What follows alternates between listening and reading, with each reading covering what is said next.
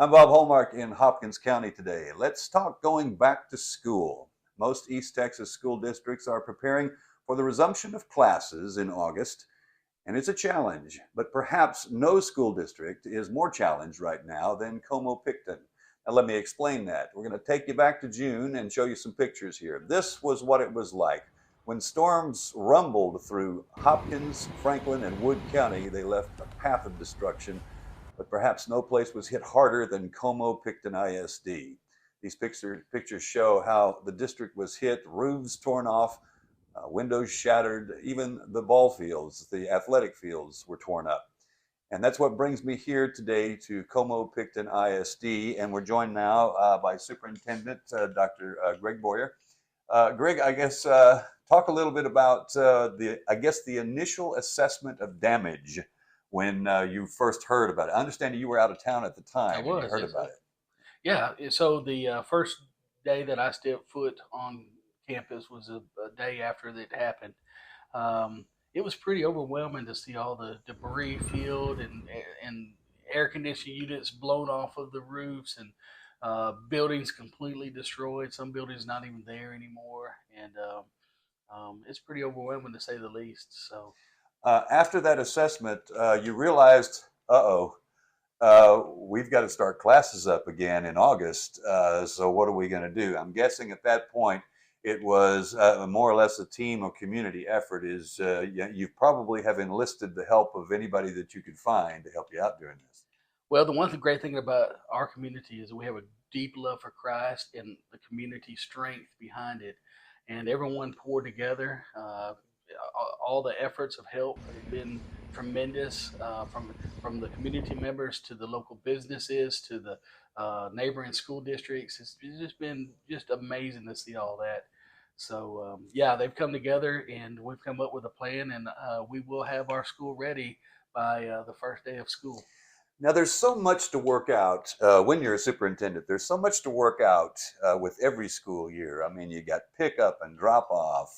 You have extracurricular activities. You've got the assessment or assignment of a number of people to classes and things of that nature. And I'm guessing this was a bit of a challenge because you didn't exactly know how many buildings you were going to have available at this point. That's right. That's right. So the very first thing that we had to do is we had to ascertain: are we going to be able to get our school, the academic classes, ready for the start of school when the kids come back? And then once we determine that, are we going to be able to have it ready for the first day that our teachers report to work, which is a week prior to that? And when we ascertained that we could do that, then all of our focus started on let's get those academic areas ready to receive kids, and we are working hard. You see, when you go outside, you see a team of 30 to 50 folks working construction, getting after it, doing repairs, replacing roof systems, Mm-hmm. and so that part of it, I'm very confident. The one thing that you will see too is there has not been much effort to fix or correct some of our athletic and extracurricular areas. So we are scrambling to come up with plans. What is the alternative to that? That won't be ready. What are we going to do differently for those things? And every day is a new challenge. You come up with, okay, here's the problem. How are we going to solve it? And man, I tell you, I have a great group of leaders, good men and women that come together. They don't come with complaints, woe is me, anything like that. It's, hey, here's our problem. Let's work together and let's get it figured out. Okay. Now, you mentioned the damage. Now, without saying a dollar figure here, it's safe to say there was substantial damage Yes, to sir. the campus. The roofs, like you said, air conditioners torn off.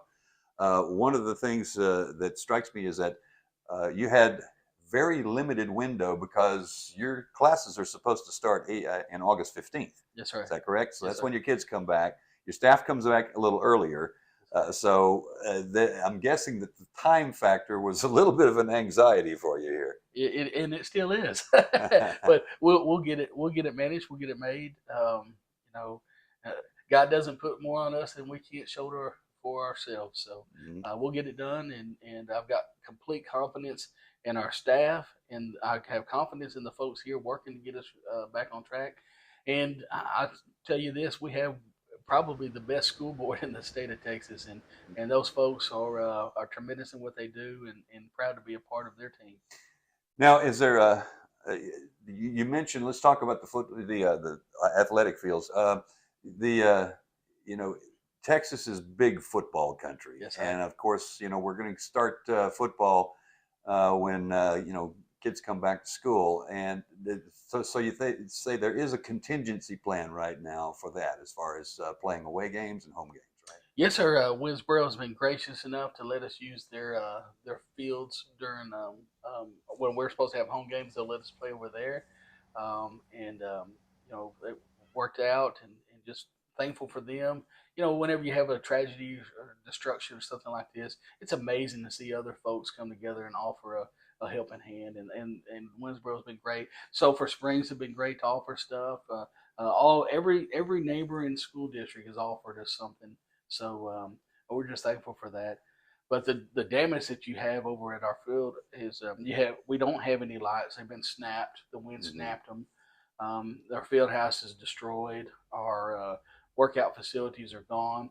Even when you look at that field, when you go out there, you're supposed to be playing football, and it looks clean, and like maybe you could play out there. But there's so much debris that's hidden in the grass that we have to get taken care of. Nails from destroyed roof systems and glass all through it, that it looks great, but it's not playable. So we have to take care of that. We do have a practice field that is good to go. There's not anything wrong with it per se. So Mm-hmm. we have somewhere where they can work out. We don't have somewhere where they can play currently. So Gotcha. Okay.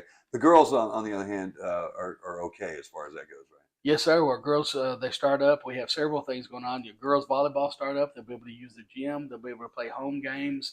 We had to delay one or two of the home games while construction's going on, and then we back into a normal routine of things. We have band going on too. We Mm-hmm. have to make some adjustments for that. They're they'll be practicing in the gym for a little bit, and then our cheerleaders, practicing out of the cafeteria. So the cross country had to realign where they're going. There are a lot of moving parts to even when folks think that school starts. Things don't get tough until school starts, but kids are a school's a school, and kids work through a school all year long. So I'm guessing that it's fair to say that in closing, you have to find a way because you have no other choice. You have to be ready at this point, right? Well, we're going to be ready. And the thing about it is, our community, Como and Pickton communities, they put faith in us to do a good job and to work hard, and we're not going to let them down. Well said. Thank you, Doctor. Appreciate that. Yes, sir. All right, Dr. Greg Boyer, and this is the Como-Pickton ISD. Again, school begins here August 15th, and we will have much more on this story tonight on KLTV 7 News. For KLTV WebXtra, I'm Bob Hallmark.